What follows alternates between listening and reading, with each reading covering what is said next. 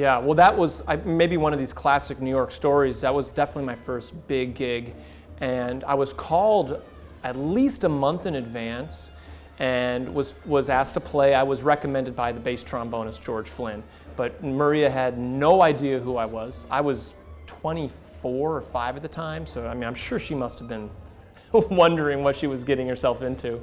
No rehearsal before. It was a tour, a Midwest tour, so I spent every night for a month playing along with her records. She had sent me the set list and the parts ahead of time. I've never practiced anything so hard in my life, you know, and just completely internalized, memorized her music, and went and did a good job and continued to sub, and when they needed a new member of the band, I was there, and she asked me. So, you know, just being, I guess what I learned from that experience was, like most people say, you've got to be ready because you never know when it's going to come.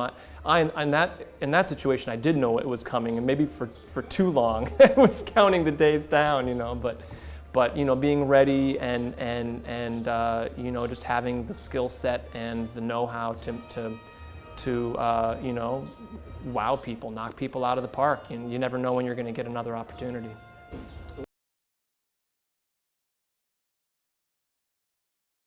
I mean, I've taken away, I attribute much of who I am as a musician, and really even as a person. She's become a real mentor and a very close friend to me. And she's one of the more inspiring people I've ever had the pleasure to know and interact with. But from a musical perspective, it's all right. From a musical perspective, I think the biggest thing I've taken away from her is the big picture and the importance of the big picture, whether that's you know, a part from beginning to end, say that the trombonist is playing, or a song from beginning to end, or an album from beginning to end, or a concert.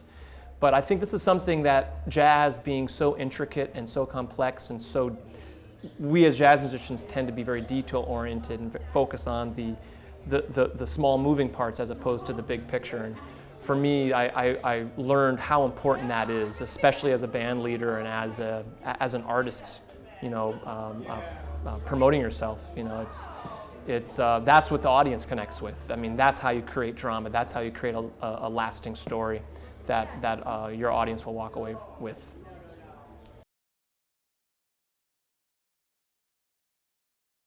Yeah, we just played this morning, or early afternoon. And Darcy's another big picture guy. He's a rare bird in just about every way, because he's also one of the more meticulous, detail-oriented people I've ever known, much like Gil Evans. I mean, the attention to detail in his music is, it's kind of shocking.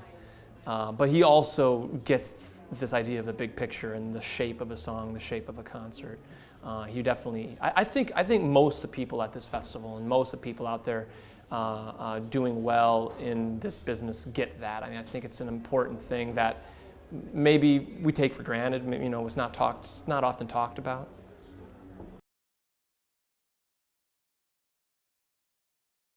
Yeah, I mean, as a band leader, you know, I have my own project now that I'm pushing very hard, and we're doing tours, and hopefully we'll be here someday. It's something that you do have to think about. I don't know if everyone does, but that isn't to say you want to play to the audience necessarily, but I think it's important to understand the different perspective that an audience has, depending on the venue, depending on, you know, even here at Newport, the first time we played in one of the smaller stages under a tent.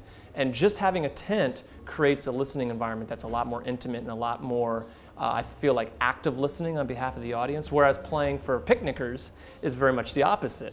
You know, and as a musician on stage, you feel that energy, obviously. You know, you're playing off the energy that the audience gives you. So it's hard, especially playing really intensely dramatic, subtle music like Darcy's music is. It's tough. You really have to almost sometimes, you know, pretend you're in a club, because that music in many ways does better in a setting like that. But to Darcy's credit, he's really found a way to connect with larger audiences. And in fact, we just got back from Europe for a week of gigs across Europe, most of which were very large crowds, outdoor venues. And without fail, we had standing ovations. We had people, you know, in tears just about, and really touched. So that's for me as a band leader reassuring to know that there is still this ability to connect with an audience, even if you don't necessarily feel it at the time.